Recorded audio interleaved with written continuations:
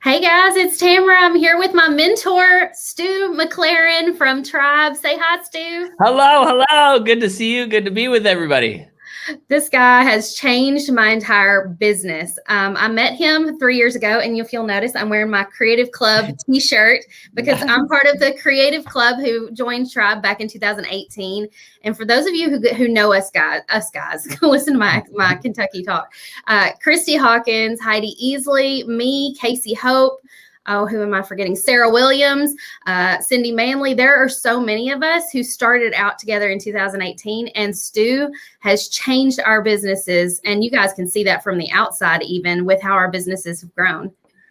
Yeah, it's been amazing to watch you ladies truthfully just take what you're learning and apply it. And most importantly, just keep putting one foot in front of the other, and I think that that's the magic of, what we're talking about here is that, memberships in particular, they're a compounding asset. Like it's like you started off and each year you're not starting from scratch. You're starting with a whole lot of momentum that just continues to build year over year. And it's truly been amazing. Like one of my favorite things, Tamara, is like your updates and your messages. Like here's what's happened and here's where we're going, and it's just been incredible to watch. Well, we just want you to be proud of us, and we're excited to share our success with you because we know you're like a proud papa. Every time you see that stuff in there, you get just as juiced up and excited as we are. I'm just like I've got my cheerleader outfit on, and I'm cheering with the pom poms all the way. So, for those of you who maybe have never heard of Stu McLaren before or don't know who he is, I don't know how, but he is the guru, like genius, when it comes to building in monthly recurring revenue in your business. So, before I met him, I did not have the Painters Clubhouse. I did not have almost 2,000 members paying me every single month to teach them how to paint door hangers. And so I started out back in 2018, and my audience was a lot smaller than it is today. So for those of you who are watching who have started painting door hangers and are doing Facebook Lives, let us know in the comments. Are you doing Facebook Lives? Do you have regular people showing up? Do you have an email list? Like, where are you at in your business? Because I think people think that they have to have a business as big as mine is before they can launch their membership. Yeah, and that's just not true. I mean, the reality of it is that a membership can be launched with a teeny tiny audience. We're not talking like tens of thousands or thousands. We're talking maybe a couple hundred. And in fact, there are many stories that I can share of people who didn't even have that, that launched, but the reality of it is that you don't need a big audience. Like, for example, this week alone, I mentioned on a Facebook Live that my wife has been basically the mastermind behind an Airbnb experience that we created. And she's just been getting peppered with questions, people asking like, how are you doing that? Like what makes it different? Why is it an experience, blah, blah, blah. And I said to her, I'm like, if people are asking you questions, like that is a very good, healthy sign of a potential membership. And I'm sharing this because like often we underestimate our own knowledge and our own experience and the value of it to others. And you don't need a big audience. Like I think of Faye Cornhill over in the UK. She didn't have tens of thousands or thousands. She didn't even have hundreds, Tamara. She had 77 people in her audience, 77. And so she did a founding member launch where they signed up for a full year. And that was £500, per person. And she ended up welcoming 10 founding members. That was £5,000 right out of the gate. Or I think of Kelly. I spoke to Kelly this week, and she specifically helps women with WordPress and helping them, set up their WordPress sites.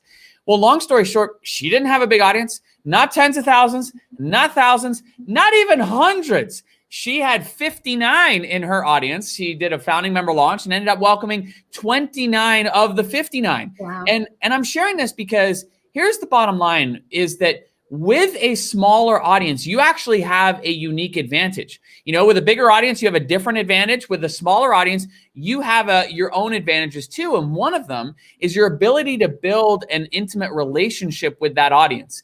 And what we see are a much higher response rate with those smaller intimate audiences because people know you've interacted with them personally, and they have much higher buy-in when you do offer the opportunity to join your membership. So all of that creates momentum. And you know more than anything, Tamara, like the momentum that gets, that happens, it builds over time. And that's the name of the game when it comes to generating recurring revenue, is starting with what you got and then building on that momentum, knowing that you're never starting from scratch each month. You're starting with momentum that's just built into the membership. Yeah. And you said something about somebody had an audience of 77 people. And I think people watching right now, even if they don't do Facebook Lives, maybe all they're doing are paint parties, teaching how to paint door hangers in their own communities. I bet you've had at least 77 participants who have come to your parties in the past. That's your audience right there. Or people who show up at your craft fairs and buy your product. That's your audience. Yeah, one of my last year, it was incredible because we, for the first time ever, hosted our free workshop live. And the momentum and the energy that comes from a live workshop like this is incredible. And inevitably what happens is that you get swept up in the positive momentum, and you end up implementing what it is that you're learning a whole lot faster. And Steph McFadden was a great example. Last year, she was participating in the free workshop, and she owns a brick and mortar microblading studio. Now, if you can see by my big bushy eyebrows, I had no idea what that was until I met Steph. But, she basically helps ladies shape their eyebrows. And long story short, COVID closed her entire business down. And she was really scared and uncertain of what was about to happen, because she still had rent to pay. She still had staff. She, heck, herself still wanted to get paid, right? And not only that, but she ended up having to refund more than $15,000 worth of pre-booked business. Wow. So she was kind of like, I got to do something, And so she heard what we were talking about as far as memberships, and she didn't have a big audience. A lot like what you were talking about, people having a local audience. That was her local audience. She didn't have an online audience. She had roughly around 200 local customers that came into her microblading studio. So she did a founding member launch with them, and she, in her case, did a subscription box. And of the 200, 110 of them signed up for the subscription box, generating over $10,000 a month in recurring revenue right out of the gate. And so again, it's not a huge audience of tens of thousands or thousands. In her case, she had a couple hundred, but the response rate is so high because of that relationship. And that's the key thing. It's amazing how when we get in a pinch like that, we get creative and we come up with outside the box ideas that we never would have thought of. And if she hadn't been put in that position, she never would have had the chance to have that $10,000 in recurring monthly revenue. I know, speaking to my first month, I remember the second month when those payments started coming through, I was like, wait a minute, where's all this money coming from? I had forgotten that I was going to get that money every month. And it was like the biggest blessing because I didn't have to sell it. Yeah, 100%. And you said something that reminds me, like I say this all the time, that I am most creative when I am most desperate. And, like that's when you've got to get creative, right? Like that's when, the ideas start flowing because you have to. And last year, last year's been a really crazy year, right? Like so many curveballs thrown everybody's way. And my heart goes out to everybody whose world has been turned upside down. I have dear friends who are business owners, who own restaurants and breweries and retail shops, and their worlds have been flipped upside down. But the other side is also true, and that is that, like, I know with 100% certainty, those of us who had recurring revenue in our business didn't experience anywhere near the stress or uncertainty that those that didn't. And this is why I'm so passionate about this, Tamara, is like, it is a huge difference. And it's not just about having the recurring revenue. It's what that makes possible, for everybody. And last year, I would say the blessing of COVID, if we can find a silver lining in all that's happened, is that it created a scenario whereby we were forced to think differently. And even from the standpoint of the way we interact with everyday things, like I think of my kids with piano lessons. Normally we'd get them in the car and schlep them down, and it's like a 20-minute ride, and they get out and they go do their piano lesson, and we drive back. Well, that couldn't happen because of COVID, so they did it all online, and the teacher had a camera that was over top of her fingers, and she would play, and then the kids would do it. And at the end of the day, we were all like, this is way better. Like, we actually like this way better. And so it's reimagined the experience that so many people have and the way in which we do business and interact with each other. And it's opened people up to what is possible online, which is why we've seen memberships just booming during this time. I also think about our friend Christy Hawkins back when she started her membership. If you remember, she did not have an online audience. She had people who came to her local parties, and she needed to be able to stay home with her kids. So she wanted to stop doing as many local parties and start branching out online. And I know that's where a lot of people are right now in the comments. A lot of you guys are like, but I'm not comfortable with Facebook Live yet. I don't have like an online audience yet. I don't know if I'm ready for this. But if you're having parties or had been before COVID, having parties regularly and teaching people regularly, you've already got a huge audience that might be interested in learning virtually from you. They not only might be interested, I guarantee that there is a portion of them that will 100% be interested, because, you know, one of the things that, again, COVID has created for us is, you know, in some scenarios, it's readjusted how we spend our time. And I'll give you an example. I was talking to a gentleman from our community. His name's Daryl last week.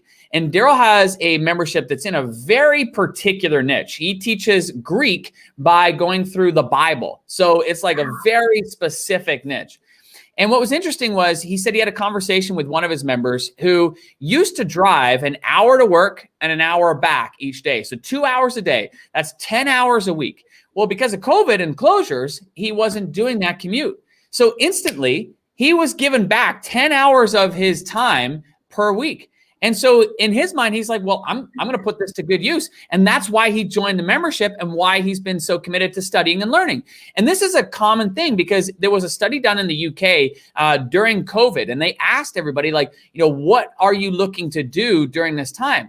And 69% of the people said that they were looking to use the time to learn a new skill or, you know, work on themselves and so forth, which is why, like, I can't emphasize this enough for all the creatives. Like, you guys have just seen like this massive boom this year. It's been unbelievable. And I attribute it to the fact that a huge part of the reason is that people want to use the time. They want to dive into things that they have been thinking about and have, you know, had an interest in, but never really had the time to pursue. And in many cases, like what Daryl was sharing, people now have time given back to them because they're no longer, because their days have been adjusted and they're no longer doing things the way they used to.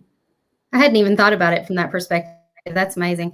I see we've got a couple questions in the audience. Like somebody asked, how do you get started if you don't have a real audience? I know you talk about some of this kind of stuff in the workshop. So I know you have very limited time this morning. Can you tell us like why they might be interested in the workshop? Like even if they aren't quite ready for a membership, I have ladies in my group who decided to take the workshop and just take notes, even though they might not implement this for a whole year. Yeah, well, here's the thing. Like, as we've been talking about, you don't need a big audience to be able to begin generating momentum. And this is why I recommend, like, in the beginning, you're not doing one before you do the other. You're actually doing both simultaneously. And the reality of it is, and Tamara, you know this, that we're always growing our audience. It's not something that stops, like, once you get your business going. No. Like, you're always growing the audience. And the fact of the matter is an audience of a couple hundred people does not take very long whatsoever. And it all starts by just getting going. Like I think of, I think you were there, Tamara, when we I think you were when we did a meet and greet in Nashville. Yes, I was. Do you remember Ginger, who was there? Yes, we were all cheering for her. Yeah. So at the end of this meet and greet, I was answering some questions, and then we were wrapping up, and this lady Ginger, she raised her hand, and I said yes.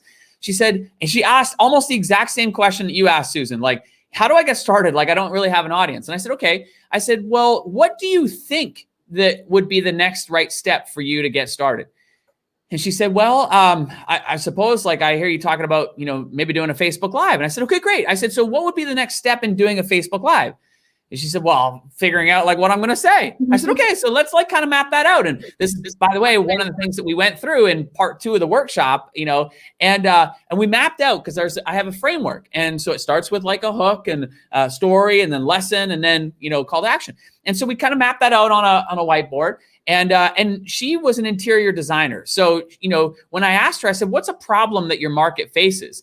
And she kind of, explained it. And so this is what we mapped out on the whiteboard. I said, okay. I said, Ginger, give me your phone. And she said, well, why? And I said, well, because you're going to do the Facebook Live. And she's like, oh, no, like I can't do the Facebook. I said, Ginger, you got everything you need. It's right here. Worst case scenario, you're just going to read it right off the board. And she, to her credit, she's like, okay. So I held the phone and we went live. And Ginger doesn't have an audience. Like, you got to remember this. Ginger does not have an audience, but she goes live, and she literally, in the beginning, she was a bit nervous, but she was reading what we wrote. And then because it's material that she knows, right? Like, this is what she does. She got into it, and she got into the flow of it. And then she wrapped it up, and she was just like, whoo. And you remember, Tamara, we were all like, yeah, like we were all cheering her on. Now, here's the amazing part about that. So Ginger, that first Facebook Live, she ended up had more than 600 views in the first 24 hours, because the call to action was like, if you know somebody else who is, thinking about creating, in this scenario, it was creating a warm, cozy environment for Thanksgiving, then share it. And so people did. And so in 24 hours, she had 600 views. 600 views. Now, what most importantly happened, though, is Ginger realized, like, she could do this. And she realized, like, she just needed to get out of her own way and just get started. And that's exactly what she did. And she started doing Facebook Lives consistently and started growing her audience. But it started with that first one. And so my point of the matter is that so often we get so tripped up in our head and we get overthinking and overanalyzing and overplanning. And instead, we just got to keep it simple, and we just got to focus on the next right step and keep moving forward. I think I've been telling my membership group this past week about the next right step.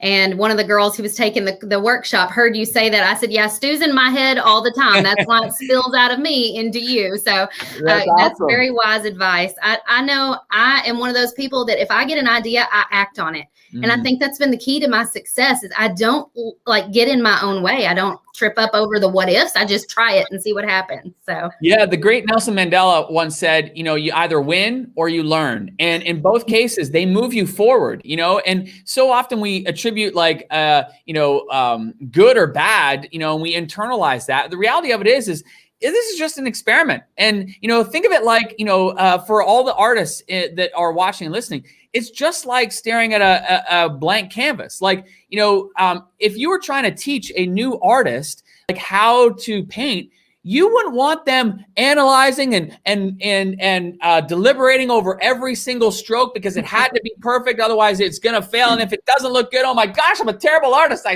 No. What do you want them doing? You want them experimenting. You want them trying different things. You want them trying different colors and strokes, et cetera, et cetera. The same is true in business. It's really a matter of a whole bunch of experiments, and we're identifying what's working and what's not working. And simple Stu rule, do more of what works, less of what doesn't. That's great advice. All right. Well, I don't want to hold you up anymore because I know you got like 9 more interviews today. So if you guys want to learn more from Stu, he is like the Energizer Bunny. He's going to be live all day today in all kinds of different places. So go and sign up for his workshop. You're going to learn so much from him. Erica's already said it's an awesome workshop. Even if you don't think you're ready for a membership, she has gotten so many gold nuggets from you. Oh, that's awesome. Well, and then Danita is loving it too. I would just really encourage you to come and join us, because the bottom line is this workshop is free. We do it one time a year. This is it. And what I can tell you is, like, the time is now, gang. The time is now, because, don't ever underestimate what you're capable of achieving and accomplishing once you get out of your own way and once you get going. And so I encourage you to come join us for the workshop today at 3 p.m. Eastern, 12 p.m. Pacific. I'm going to be going live, and I'm going to share with you the membership blueprint. Like, this is like where we zoom up, and this is where we talk about the 5 keys of a successful membership. And this is something that you will refer back to again and again and again. It is a gem. I hope to see you there. And that's all happening at 3 p.m. Eastern. All right. Thanks, Stu. I'm going to stay on for a few minutes and answer everybody's questions, but I'll let you get out of here. Thanks all for right, joining us. Thank you. We'll see you. Thanks, Tamara. He is awesome. He is like a bundle of energy all the time. I love that you guys are already participating in this workshop and enjoying it. I took that workshop. What is this year? This is 2021. So it was 3 years ago. And I learned so much just in the workshop that I was actually in the throes of launching Painters Clubhouse when I took the workshop. I think I launched the Clubhouse on like the last day of the workshop before he even opened Tribe. And oh, by the way, you can sign up at the link in the video description. It's up in the Like tap on your screen, it should pop up. But I was in the throes of the workshop while I was launching Painters Clubhouse. And all of a sudden I was like, oh, he said to do this. So I shifted and I changed a couple things. And because originally I was thinking, okay, I'm going to like limit the number of people that can join. I'm going to like cap it at 200. If I even get 200, like I was going to be thrilled if I even got 100. But I thought I could possibly hit 200. So if it wasn't for Stu, I would have capped it at 200 once we hit 200 members. And I've been like, sorry, guys, I'm not going to let anybody else in until X date, you know. But thanks to him, I asked him a question during that workshop. And I asked something about, should I, you know, cap the number of people who are able to come in? He's like, why would you do that? He said, because you don't know if you're going to get 200 or 2,000 people to sign up. And I was like, well, I'll be shocked if I get 200, but yeah, you're right. You know, why would I turn down more than 200 people, right? Yes, it is in the description of the video. I can also drop it in the comments if you want here in a moment. But the workshop is going on today. It's kind of like stretched out over several days. And so I think it's already been going on. So they may be on like day 3 or 4 of the workshop, but you can go back and catch up if you want to. But yeah, I was going to limit the number of people that I could have sign up because I just didn't know any better, right? So when Stu said, don't do that, I was like, okay. And there were a couple of other things. I can't remember right off the top of my head what it was that I changed. But by the end of that launch, when I closed the cart, as they call it, I said, okay, today's the last day to sign up. We had 408 people join Painters Clubhouse during my founding member launch. And if you don't know what a founding member launch is, Stu teaches you all about that in Tribe.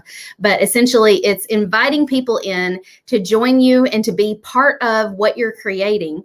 And Janita said, you were wanting to turn down members? I didn't want to turn them down, but I think in my head, psychologically, I thought if I tell people we're only letting in 200 people, then I'm likely to get 200. Whereas if I don't say that, then we may only get like 100 or 150. Like I didn't know. But luckily, I followed Stu's advice. And when we closed cart, we welcomed over 400 members in that first year. So I think it was just a psychological thing with me, but that is just one example of getting caught up in my own head, thinking I knew what would work. And that's not the truth. I have learned the best practices for how to not only start my membership, but how to grow my membership and how to keep my members happy. That's called retention. You want to keep people in your membership and keep them happy. And as long as those members are making progress, they're going to stay. And so Stu teaches us so many strategies for this kind of stuff. Jennifer says FOMO. I said FOMO to my husband one time and he goes, I think you're making that up. I'm like, no, it stands for fear of missing out. He's like, I think you made that up. So I'm glad to see you say that, Jennifer. Yeah, it's definitely, it works, but the FOMO should be on today's the last day to sign up, not on you can only, you know, I'm only allowing this many members in. I should have focused more on the last day to sign up instead. So I'm glad that I followed his advice. Susan said she signed up for the workshop. By the way, the workshop is 100% free. I'm not selling you something with the workshop, and it is so valuable. It is completely free. You can go sign up right now, and you can walk through the videos that where Stu is talking about ways to build in a membership. So right now, maybe you're watching, and you're like, but I can't even visualize what my membership would look like. Like, I get that Tamara has the Painters Clubhouse, but what would mine look like? I just can't visualize that. Stu helps you with that. He tells you so many examples of different ways, different kinds of businesses have built in memberships to help their recurring revenue, to create recurring revenue. And so when he starts to tell those stories, it's going to get the cogs in your brain working, and you're going to be able to think of things that you had never thought of before. So even if right now you're saying to yourself, I don't have the money to join the Tribe course, because, by the way, Tribe opens up next week. I'm not exactly sure what date specifically. I want to say it's like May the 4th, maybe. But Tribe opens up next week. So that is a paid course. Right now, it's a free workshop. It's kind of like the challenges that I do, only it's a workshop. And so even if you know absolutely 100% you don't have the money and you're not going to be joining and taking Tribe next week, take the free workshop. It's going to change the way you think about doing business, and it's going to change the way you look at the way you can make money. And it's going to be so valuable for you. Several of our my members from Paint to Profit have been taking the workshop, and some of them have said, I know I'm not ready for a membership now, but I am taking notes furiously and coming up with ideas so that I can create that membership when I'm ready.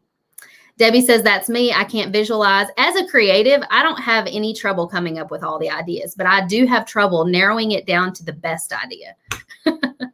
Erica, thank you. I went and got my roots touched up yesterday, so I'm super blonde today, and I got it trimmed, so it's not quite as long as it has been being. Where is the link? It is in the video description. Let me see if I can go grab it and just copy and paste it, because everybody always has trouble finding it.